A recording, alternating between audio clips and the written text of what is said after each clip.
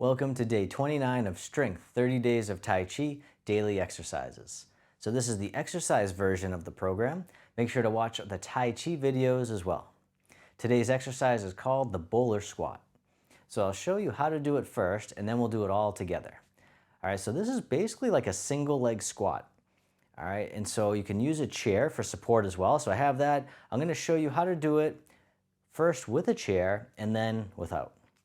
All right, and so I'll show you from the side because the key to the bowler squat is, once again, you want to hinge from the hips and then you stick one leg out. All right, and so we're sticking the leg behind as the front leg comes forward, as the front leg bends. All right, so the front leg is the one we're kind of squatting with, and then the back leg we stick out, and that way we can see how my spine's pretty nice and straight? All right, so that way, because if I don't stick my leg out and say I want to just keep my leg here and do a squat, it's real easy to round your back. But if you stick it behind you, it's a lot easier to keep your back straight. All right, so that's the purpose of the bowler squat, is to get the leg behind you, kind of like you're bowling. So it's like I don't know if we have any bowlers here, but it's something like that, right? Some similar movement. All right, so this will help your bowling game hopefully as well. But it's really good because single leg squat, what happens is if we only do two leg squats, which is one of the best things you can do, but if that's all you do, then you might have an imbalance. One leg might be a little bit stronger than the other, and you won't really notice if you're doing them together. You'll just keep favoring that one leg. But if you do one and then the other, then you can balance them out even better. All right. So once again, we want to keep the back straight. We want to hinge from the hip, stick the back leg out, keep your neck and spine, everything all in alignment. All right, almost like you could draw a line from your shoulder to your ankle. All right, so therefore you don't want your foot kicking up. You want to just kind of let it come out back behind and then come back up. All right, and so you can bring the other arm back too if you want. So it's kind of like you're bowling, right? So you'd have one arm kind of behind you, the other arm forward. The forward arm can hold the chair though. All right, and then you do the other side. So same thing, hinge from the hips. So the knee bends, but the knee does not go past the toe, or if it does, it's very minimal. Okay, you don't want to start the movement with your knee. That's how a lot of people squat, is they come forward on the knee. That puts a lot of stress on the joint. So instead, initiate the movement from your hips. So think about sending your hips back, chest forward, and then the knee will almost passively bend. All right, so you breathe in, and you can even keep your toe down too. Breathe out. Okay, so you can kind of just step back if you want. If you want to do it like that too, that's another option. All right, so I'm going to do 5 reps on each side with the chair, and then 5 without.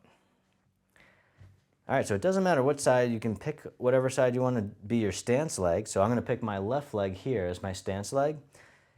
All right, and then we'll begin. So remember, breathing in, the foot goes back. Breathing out, it comes forward. That's 1, 2, and you can have one arm back if you want. 3, 4, 5, and we'll switch sides. 1, 2, 3, or touching down. 4, 5. I would say if you're going to use a chair, just use both hands, because then it's confusing which hand do I use. All right, now I'm going to do it without the chair. All right, I'll just move this out of the way.